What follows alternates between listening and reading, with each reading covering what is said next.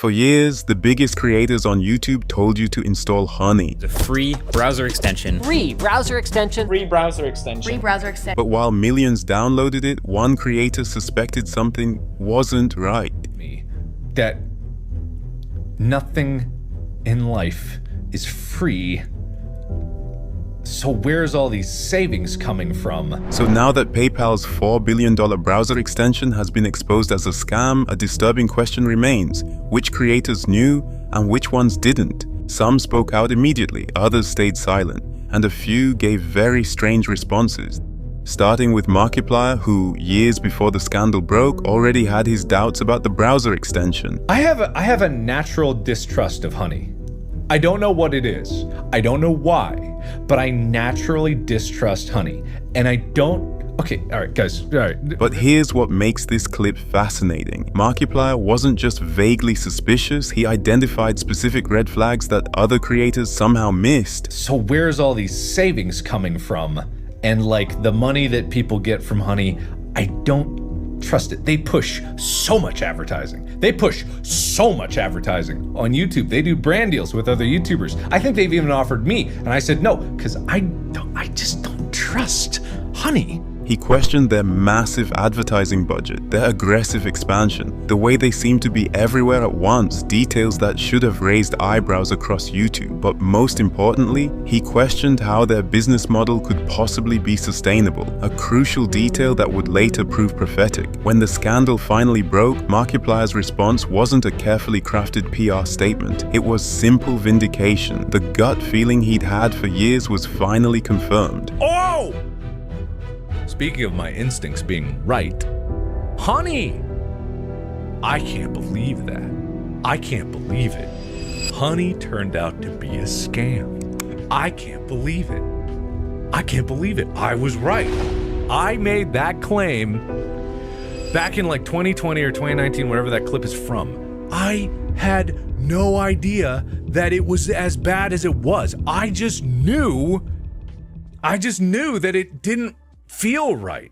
I never took a Honey deal because I didn't trust it. But not everyone had Markiplier's foresight. When the scandal broke, creators scrambled to respond, and none more interestingly than Marques Brownlee. MKBHD had promoted Honey extensively. His tech-savvy audience trusted his recommendations, which made his response all the more intriguing. And they are clearly not giving the best coupon codes and discounts to users because of the way they operate.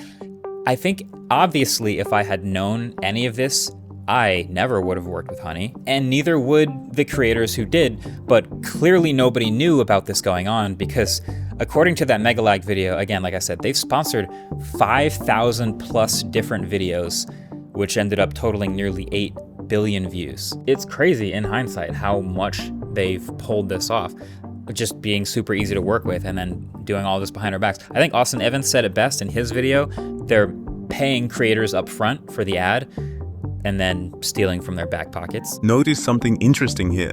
While Marques thoroughly breaks down how the scam worked, there's a deeper question left unanswered. How do we prevent this from happening again? The lesson learned here definitely is for myself and basically every other creator who got with working with Honey is to be even more skeptical about the products and companies that we actually put in front of our audience, especially if they're going to be sponsors. Like, I think we can appreciate that it's not super hard to vet these things. We can dig in and use the products, for example, that we're going to share. And even with Honey, like, I installed it, I did a few things, bought a few things, it worked, so it seemed fine to me. It's a no-brainer. Other creators love working with them. But clearly, nobody had seen the things that they were doing. Very few people, anyway, had been aware of all the shady stuff that they were doing, or we never would have worked with them. He positions himself and other creators as victims who were deceived. And while that may be true, it sidesteps a crucial point. These same creators were the key to Honey's success. Their endorsements led millions to install the extension. This raises an uncomfortable question about responsibility. When creators with millions of trusting viewers promote a product, isn't there an obligation to do more than just explain what went wrong after the fact.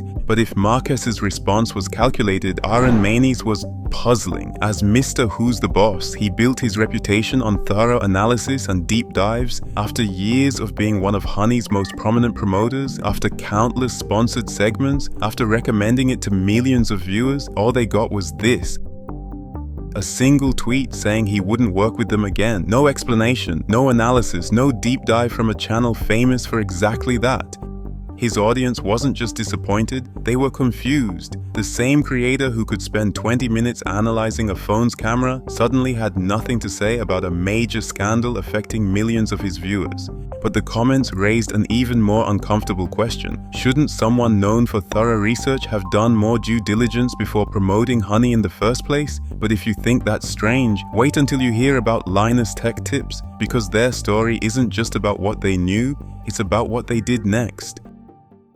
But did any of the influencers who are engaging in affiliate marketing ever catch on to what Honey's been doing?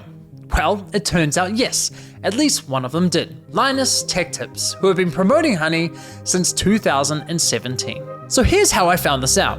You see, one day I was browsing Linus's forum to see if anyone had raised a red flag about Honey. And sure enough, back in 2020, someone sounded the alarm, but it was ultimately ignored. However, in 2022, a different user noticed that LMG were no longer promoting Honey and asked the team if they had been dropped as a sponsor, to which one of Linus's employees responded with, "We ended the partnership with Honey due to the way their service interacted with affiliate links. Essentially, if someone clicked on an affiliate link and then they used Honey and searched for a deal, Honey will override that tracking link even if they don't find you a deal. That didn't jive with us, so we ended the partnership." When they discovered Honey was overriding affiliate links, they quietly ended the partnership.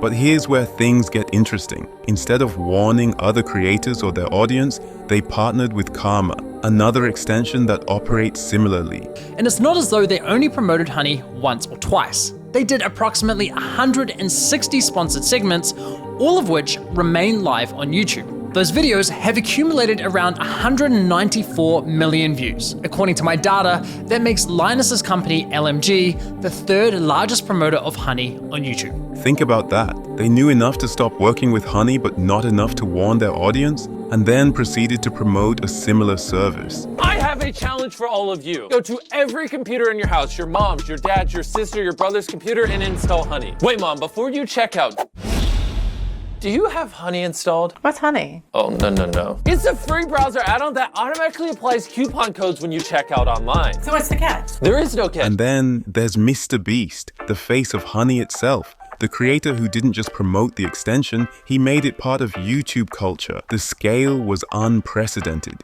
Billions of views, hundreds of millions of impressions. Mr. Beast wasn't just Honey's biggest promoter, he was practically their brand ambassador, which makes his current silence deafening. Since the scandal broke, there hasn't been a single word. Not a tweet, not a comment, not even an acknowledgement. But here's what makes this story truly disturbing. This isn't just about Honey anymore, it's about the entire creator economy, because these weren't just random promotions, these were trusted creators recommending a product that was actively working against both them and their audiences, and in the end we're left with an uncomfortable question. What's worse, that these influential creators didn't know what they were promoting, or that they did? Thanks for watching guys, and Happy New Year. I'll see y'all in the next one, hopefully.